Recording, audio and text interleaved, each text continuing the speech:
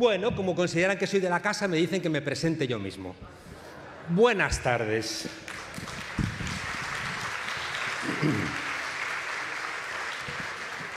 Semana negra. Para Semana Negra, la de esta semana en Madrid. Me recordaba un libro de uno de los fundadores de la Semana Negra, de Manolo Vázquez Montalbán. ¿Qué novelita hubiera hecho con lo que ha pasado hoy, ¿no? Parece que no éramos tan lloricas.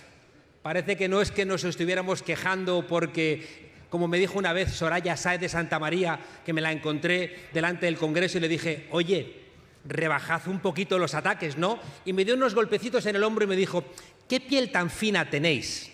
No sé, en fin, sí, teníamos piel fina porque hoy se demuestra pues que nos querían matar, que querían arruinarnos la vida, en fin, que algo pasaba con esa gente que nació del 15M, que el aparato del Estado se ponía en marcha para intentar silenciarnos, ¿no? Pero el problema no es ese.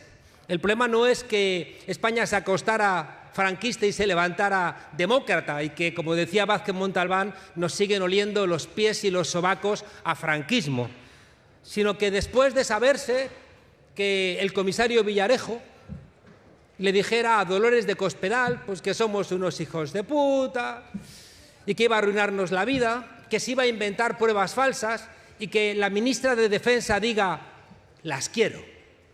Y después nos enteramos también de que el responsable del más periodismo, García Ferreras, se reúne con un sinvergüenza y asume publicar información falsa y darla en directo, sabiendo que es falsa. Y después, en una comida de señoros, se jacta de que tiene la capacidad de intentar matarnos. Pues Ferreras, te digo que estos muertos que vosotros matáis gozan de gran salud. Hay un elemento terrible de fondo, y es que después de conocer el lunes, el martes, el miércoles, todos estos audios infames de gente, ya digo, donde aparecen Ferreras, aparece, cuidado, en la reunión aparece el que era el excomisario jefe de la UDEF, el responsable máximo en España de la Unidad de Delitos Económicos y Fiscales, que nos tienen en los juzgados, gente como yo está en los juzgados imputada por informes de la UDEF, de un tipo que le dice a Ferreras, si quieres yo me invento una cuenta hace 5 años de Pablo Iglesias y que tenga que salir a dar explicaciones.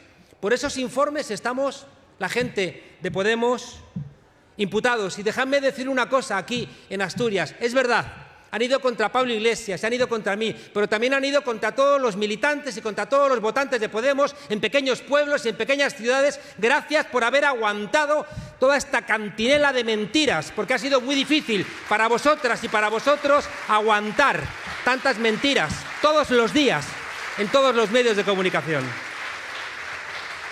Pero cuidado, cuidado, porque ese no es el menor de los problemas, sino que después de saberse esto, ¿ha expulsado acaso el Partido Popular a Dolores de Cospedal por mentir? No. En el debate sobre el Estado de la Nación, ¿de qué ha hablado el Partido Popular? 10 años después de que ya no existe ETA, ha estado hablando de ETA como si no pasara absolutamente nada. Y no solamente eso, sino que la Academia de Televisión Española ha nominado a García Ferreras como el presentador del año. ¡Toma ya! Y no solamente eso, sino que también el Grupo Planeta le concedió a Vicente Vallés, otro de los informadores estrella de esta sarta de mentiras, el Premio Primavera de Novela. Y no solamente eso, sino que la Asociación Profesional de la Prensa ha escrito un comunicado ayer diciendo que el problema son los partidos políticos que se meten con los periodistas, no los periodistas que son unos corruptos y unos mafiosos. La conclusión es que seamos conscientes de que tenemos un país donde queda todavía mucho por hacer, que tenemos una jefatura del Estado que estaba podrida, y ahí está, el emérito, pese a todo lo que le han ayudado, huido en Dubái. Tenemos un Partido Popular en la oposición donde parece que ahora Feijóo se olvida de Casado, igual que Casado se olvidó de Rajoy, igual que Rajoy se olvidó de Aznar, igual que Aznar se olvidó de Fraga, igual que Fraga se olvidó de Franco, pero Franco no se ha olvidado de ninguno de ellos. Hay una justicia como vemos en el Consejo General del Poder Judicial, que lleva 3 años sin renovarse. Vemos la policía con estos comisarios sinvergüenzas como están. Vemos empresarios que se les condenan porque han estado inmersos en tramas de corrupción, no solamente financiando al PP, sino también sacando con sus trampas dinero extra de la obra pública. En fin, señoras y señores, la semana negra, la de nuestro país. En fin, que vengo después de esta pequeña introducción a hablar de un libro académico. Un libro sobre los partidos políticos. Un libro sobre un asunto, y aquí cambio el tercio, un asunto relevante y que también tiene mucho que ver con la posibilidad de encontrar en nuestro país soluciones a lo que nos ocurre. Hay una frase en este libro de Katzimeir que para mí es el mejor libro que se ha escrito en los últimos 30 años sobre partidos políticos. Es un libro académico que hemos traducido y al cual yo le he hecho un estudio crítico largo, ¿no?, que me ha llevado casi un año hacerlo. Hay una frase de Mao Zedong, o dos frases, una de Mao Zedong y otra del pensamiento chino, que les invito a que la guarden ustedes en su memoria. Mao decía que si no hay claridad ideológica, no puede haber claridad en la organización. Les repito, si no hay claridad ideológica, no puede haber claridad en la organización.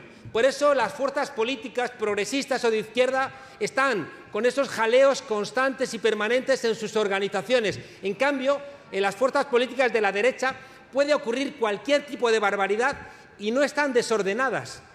Si me permiten ponerles un ejemplo, ¿cómo es posible que el Partido Popular pueda tener de secretario general a un tipo que se ha hecho fotografías con un narcotraficante, condenado a 13 años por tráfico de cocaína, y no pasa absolutamente nada? ¿Cómo es posible que, después de que Pablo Casado señalara a Díaz Ayuso por un caso de corrupción, en apenas 10 días se lo fulminaran?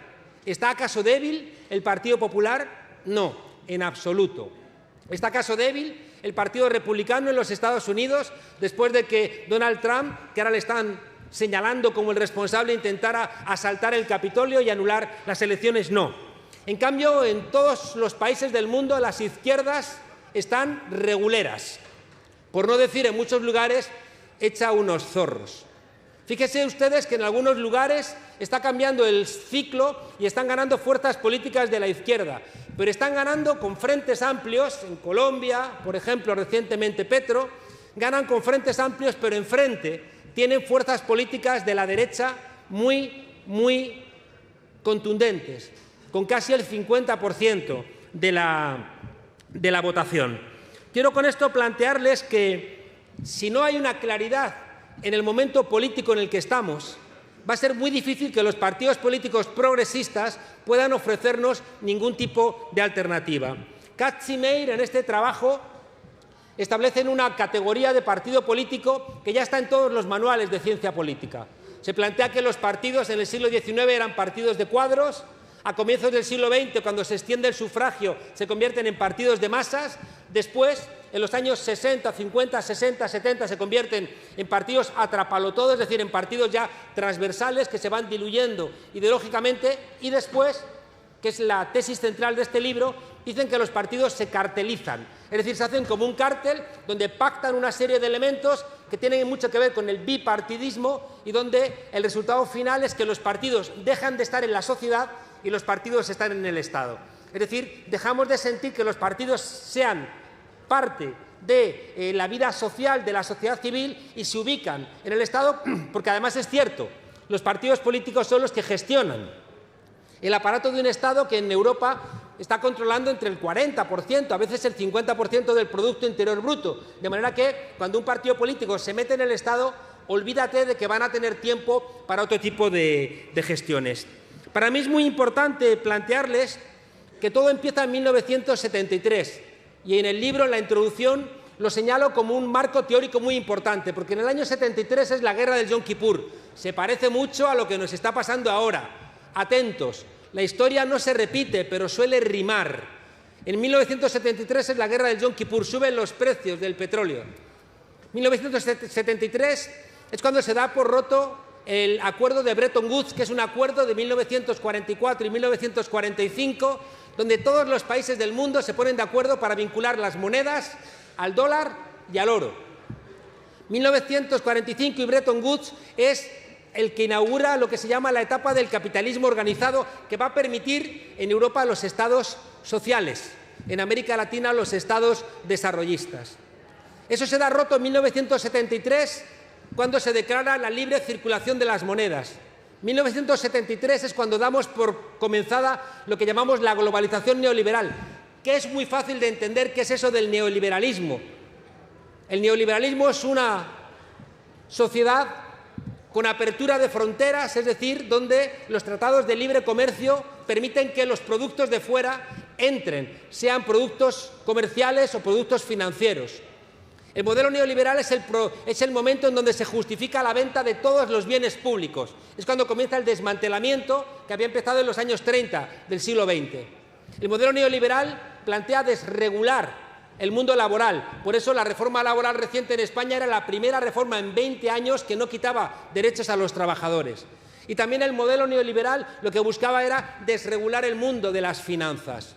Ese mundo neoliberal al final, y esto quizás es lo más importante que quiero trasladarles, porque es la tesis fuerte del libro de Katz y Meir, genera una manera de pensar, genera una racionalidad. Hoy, y ustedes lo saben, cuando sus hijos les dicen que quieren estudiar filosofía, les dices, hija mía, hijo mío, qué orgulloso estoy de ti, pero ¿por qué no estudias otra cosa? Es decir, todos nos hemos mercantilizado, todos hemos entendido que el mundo es una mercancía. Hoy prácticamente no hay nada. Comer, beber, estudiar, el ocio, el sexo, el deporte, se ha convertido en una mercancía. Y eso implica, fíjense ustedes, que cuando uno piensa su lugar en el mundo, lo piensa en términos mercantiles. Esto es problemático, porque ya digo, en 1973 se intentó una alternativa. Chile, Salvador Allende, el Frente Popular, que buscaba un socialismo que no fuera de corte bolchevique. ¿Y qué hizo Estados Unidos? Propiciar un golpe de Estado y colocar a Pinochet, que iba a llamar a los economistas chilenos que estaban estudiando en Chicago con Milton Friedman. No se engañen. Llaman en el año 73 a los economistas chilenos que estudiaban en Chicago, los Chicago Boys. ¿Y a quién le dan en el año 74 el Premio Nobel de Economía? A Milton Friedman. Es decir, que cada paso que ha dado el modelo neoliberal ha venido acompañado de alguna legitimidad en nuestras cabezas para que abrazáramos ese tipo de medidas. En 1973 es cuando se establece la trilateral. David Rockefeller, el presidente del Chase Manhattan Bank, construye la trilateral, que es el primer gobierno de la globalización en la sombra. Si el capitalismo keynesiano era un capitalismo nacional, cuando el capitalismo se hace internacional, ¿quién lo gobierna? La trilateral. Y esa trilateral, todavía no existe el G7, no existe el G20, esa trilateral va a encargar un informe a 3 profesores, como en los chistes, un norteamericano, un europeo y un japonés, que van a establecer una palabra que han escuchado ustedes muchas veces. Van a decir que en el año 73, con la crisis del Yom Kippur, con una crisis parecida, ya digo, a la que vamos a tener aquí por la guerra de Ucrania, dicen que la crisis no es de legitimidad de los gobiernos, sino que la crisis es de gobernabilidad.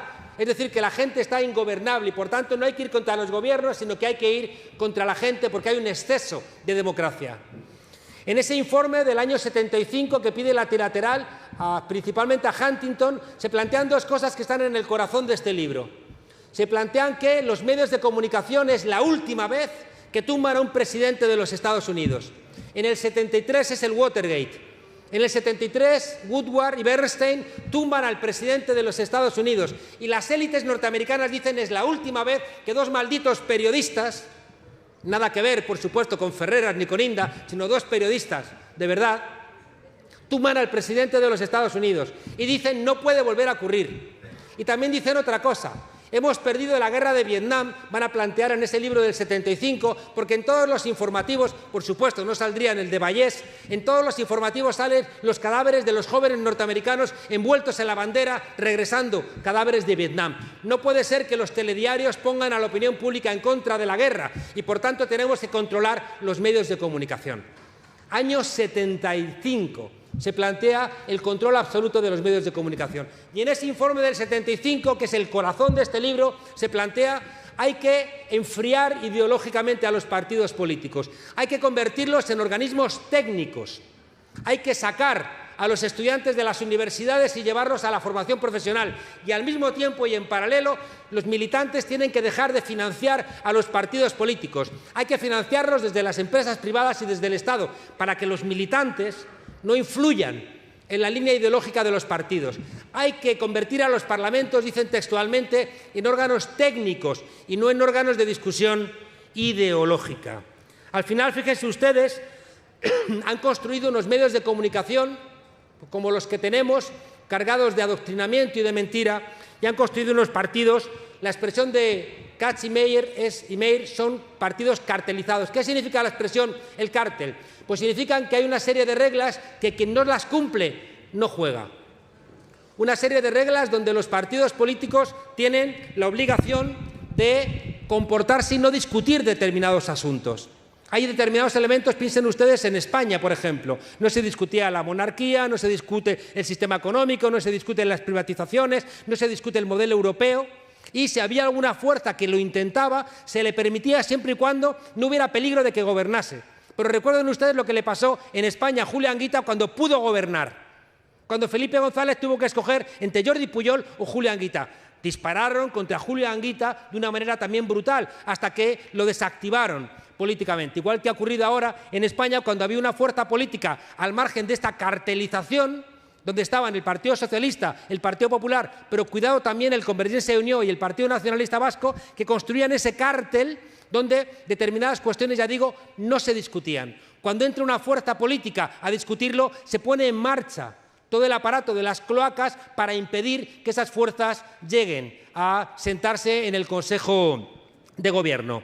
Eso en Europa, porque, como dice Boaventura de Sousa Santos, en América Latina te pegan un tiro. Ha terminado la campaña electoral Gustavo Petro con chaleco antibalas, porque le estaban amenazando de muerte. Bien, la situación de estos partidos políticos cartelizados y estos medios de comunicación que ya no nos sirven a la ciudadanía para construir una imagen decente, cierta, veraz de lo que ocurre, nos ha llevado a un escenario terrible. Algunos llevamos 10 años señalando que las democracias liberales estaban corrompidas. Ahora, cuando ha entrado un loquito con una cabeza de bisonte, con unos cuernitos en el Capitolio, la ciencia política norteamericana ha empezado a decirse, igual la cosa no estaba tan bien. Ya han empezado a darse cuenta de que las democracias, donde votar se convierte en un acto de consumo, donde la participación se aleja, son democracias débiles. Es decir, que si lo mismo que hemos aplicado al deporte, a las noticias, a beber, a comer, a habitar, es decir, si todo se convierte en mercancía, si votar se convierte en una mercancía, funciona eso de vota y no te metas en política. Hay campañas muy intensas, campañas electorales que sobre todo tienen lugar en las televisiones, donde quien más dinero tiene puede garantizarse el resultado final, pero al final la ciudadanía que no participa no se siente concernida por el desarrollo de la política. Y al final, ¿qué tenemos? Pues eso, tenemos una polarización terrible en todos los países, una polarización terrible donde incluso partidos, ya digo, que mienten, partidos que asesinan, estoy pensando en América Latina, pueden concitar el 50% del apoyo de la ciudadanía. La polarización genera campañas electorales casi de thriller, ¿no? Casi de película de semana negra. Y por tanto, ya digo, fíjense lo que está ocurriendo en muchos lugares, que es la extrema derecha, que es mucho más verbalmente agresiva, se come incluso a los partidos de derecha o los partidos más moderados.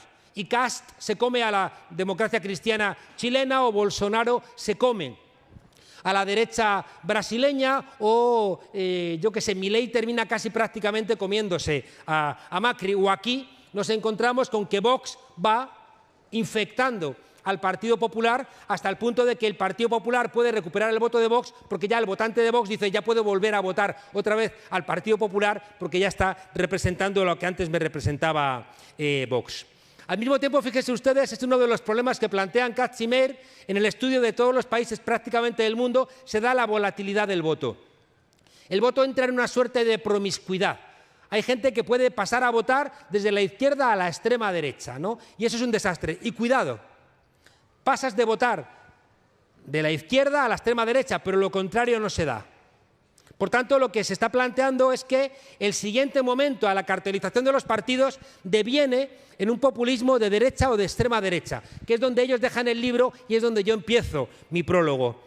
Se dan también, fíjense ustedes, hiperliderazgos políticos, que es algo muy peligroso. Sin un gran hiperliderazgo es muy difícil conjuntar a la gente, pero luego los hiperliderazgos son intratables, porque cuando alguien se eleva tanto por encima de los mortales, luego es muy complicado poder discutir con esa gente en términos políticos. Se da, por supuesto, una desafección política. La gente le pregunta por los partidos y dice, no, lo peor de lo peor, ¿no? Es algo que la gente en todas las encuestas señala. Salvo, fíjense ustedes, salvo los partidos políticos que se convierten en bravucones, en los partidos políticos que se convierten en gamberros, ¿no?, que pueden concitar el apoyo de alguna ciudadanía que está muy cansada y que necesita, ¿no?, ese tipo de comportamiento. También fíjense ustedes, y es algo que tenemos que pensar de cara al futuro, las nuevas tecnologías han irrumpido con mucha fuerza en la política, con resultados que no sabemos todavía evaluar. Ya no hace falta que uno mire, no sé, lo que puede decir una persona que se ha dedicado toda su vida a hacer crítica de cine, porque preferimos mirar las estrellitas que le ha colocado la gente en Internet. O en vez de ver lo que dice un crítico gastronómico sobre un restaurante, miramos cuáles son las valoraciones que hace la gente. Hay elementos que pueden parecer positivos, pero también es verdad que las nuevas tecnologías están colocando al mismo nivel a Einstein que a uno que dice que la Tierra es plana. Y eso, fíjense ustedes, está contaminando muchos espacios. Estoy cansado de escuchar a periodistas que me parecen idiotas cuando dicen no, es que yo he preguntado al rabino del gueto de Varsovia y al jefe de la Gestapo. Yo soy un tipo honesto, he hecho bien mi trabajo. Y dices, no, tú eres un idiota, porque estás poniendo al mismo nivel al asesino que a la víctima. Lo que tienes que hacer es ir al gueto de Varsovia y ver lo que está pasando. Y luego no darle la palabra al tipo de la Gestapo que está asesinando a los judíos en el gueto de Varsovia. El otro día justifica Ferreras, no, es que le di la palabra a Inda para que contase su mentira de las Islas Granadinas y luego le pregunté también a Pablo Iglesias, pues eres un tramposo, porque no solamente que supieras que esa cuenta de las Islas Granadinas era falsa, sino que encima estás repitiendo lo que está pudriendo a los medios de comunicación, que es sentar a la víctima y el verdugo en el mismo lugar. Eso está pudriendo las democracias y es uno de los elementos donde los partidos políticos se sienten impotentes. Donde los partidos políticos, lo hemos visto, en estos 3 días ha habido partidos políticos que no han protestado frente a las fechorías de García Ferreras en La Sexta. ¿Por qué? Pues seguramente porque han hecho la lectura de que necesitan a La Sexta para poder desarrollarse políticamente. Mal andamos cuando los partidos políticos prefieren la indignidad del silencio a la dignidad de que te puedan castigar por decir una verdad a un medio de comunicación. ¿Qué hacemos con los partidos? Bueno, su misión era ordenar y organizar, reduciendo la complejidad del mundo. Uno no puede saber de todo y los partidos nos ayudaban a reducir la complejidad, manejando una cantidad de asuntos que fueran realmente manejables, ¿no? Fíjense ustedes que el pacto constitucional se encargaba de todo lo demás. Sin embargo, los partidos han roto todos estos elementos. La corrupción, y esto es un elemento que también estudian Katz y Meir, la corrupción generalizada de los partidos políticos en prácticamente todo el mundo. Hay alguien que no repara, pero en España uno de los elementos que parece que no es razonablemente importante es que el gobierno actual no se sabe que está robando. Es decir, no hay ni la más mínima sospecha de que estén robando cuando uno mira hacia atrás y era uno de los elementos constantes de los gobiernos de nuestro país. La corrupción, el incumplimiento de las promesas electorales en un mundo globalizado financieramente, la burocratización de las organizaciones. Es decir, los partidos políticos se convierten en estructuras muy burocráticas, con pocos militantes y los militantes se funcionarizan.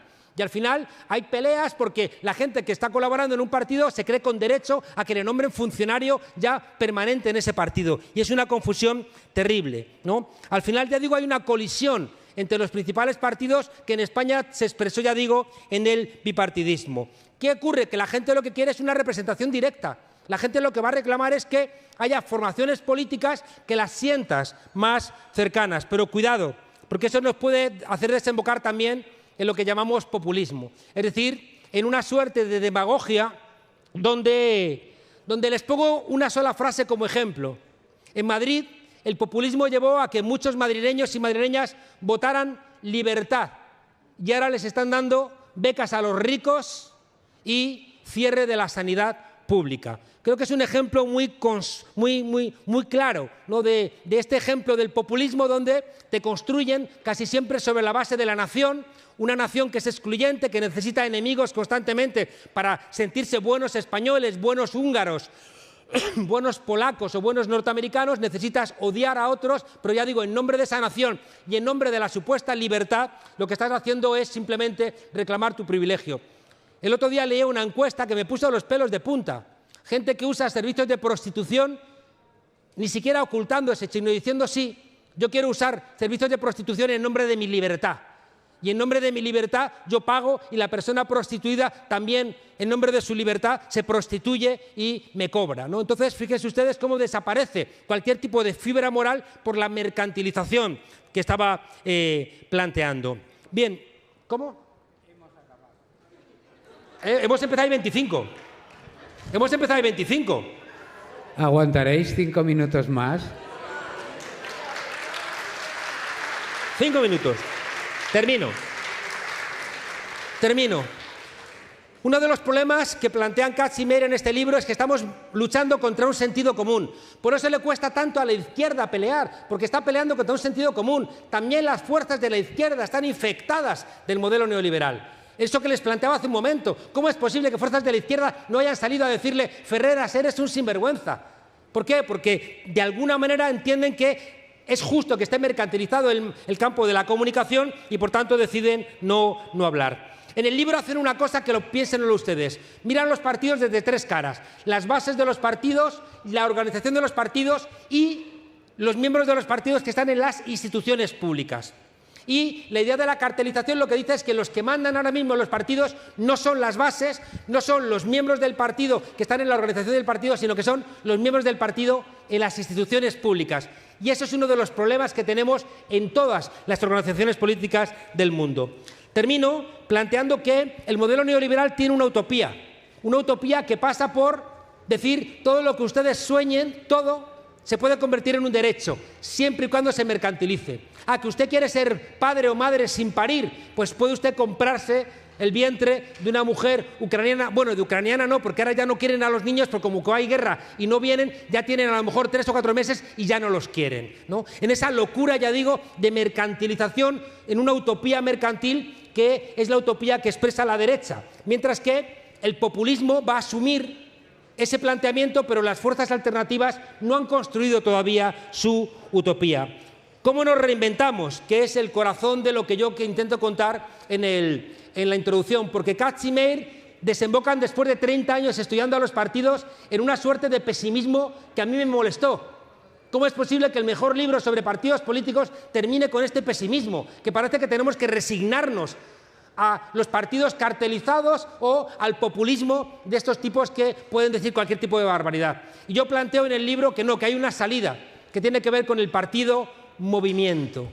El partido movimiento, que es de alguna manera, fíjense ustedes, lo que yo le estoy planteando a Yolanda Díaz en nuestro país, desde un marco teórico que marca este libro y también desde la propia experiencia. El partido movimiento es partido y es movimiento. Es decir, está escuchando a la ciudadanía, está horizontalizado, está volviendo a emocionar a la gente, está en los barrios, está en los problemas que tiene la gente cotidianos, aunque sean chiquitos, pero también están los partidos como organizaciones. Al final, la conclusión de la introducción en el libro es que en las 4 cavidades que tenemos en nuestro corazón necesitamos ocupar las 4. Necesitamos un ventrículo para las instituciones. Ya basta eso de decir de que no queremos estar en las instituciones. Queremos estar en las instituciones y por eso necesitamos partidos políticos, porque tenemos que ganar elecciones para poder estar en las alcaldías, en las comunidades autónomas, en el gobierno del país, para poder aplicar un impuesto a los bancos y a las eléctricas, que es una cosa que parecía imposible en nuestro país y por lo que nos quisieron matar, por ese impuesto. Por tanto, una de las cavidades, uno de los ventrículos dedicado a las instituciones, que no nos engañen, tenemos que estar en las instituciones. El segundo ventrículo, en las calles, no nos engañemos, ganamos el gobierno, no ganamos el poder lo tienen ellos. El poder lo tienen ellos, se demuestra. Pillas a Ferreras mintiendo como un mafioso y sigue en la sexta, porque el poder lo tienen ellos. A no ser que salgamos a las calles a presionar para que realmente nos escuchen, porque no basta que estemos en el gobierno. Hay una tercera cavidad en el corazón muy importante, que es algo olvidado en el libro y que yo recupero en la introducción. Necesitamos militar en el relato, necesitamos militar en el discurso. El 15M, ¿por qué fue tan importante? Porque se construyó un nuevo relato, por eso pudo avanzar. Pero si de repente quien nos construye el relato es Vicente Vallés en el telediario de Antena 3, Ferreras en la sexta, Inda contaminando todo lo que toca, Ana Rosa Quintana también dando pábulo a las mentiras, ¿dónde construimos nosotros el relato? Por tanto, hace falta que cada ciudadano, igual que hace 100 años luchamos por el voto, luchemos ahora también por el relato. Pero nos queda una cuarta cavidad. Tenemos las 30 instituciones, segundos. tenemos la calle, tenemos el relato. El cuarto es la alegría. O recuperamos la alegría y el entusiasmo o no vamos a tener fuerzas para pelear contra todos estos males conjurados que, como les decía al comienzo, hagan lo que hagan, van a seguir. Y la alegría, hay una cosa, la alegría es la que nos va a permitir tener conciencia. Y como decía Bertolt Brecht, solamente los pueblos que tienen conciencia son los pueblos que tienen esperanza. Muchas gracias.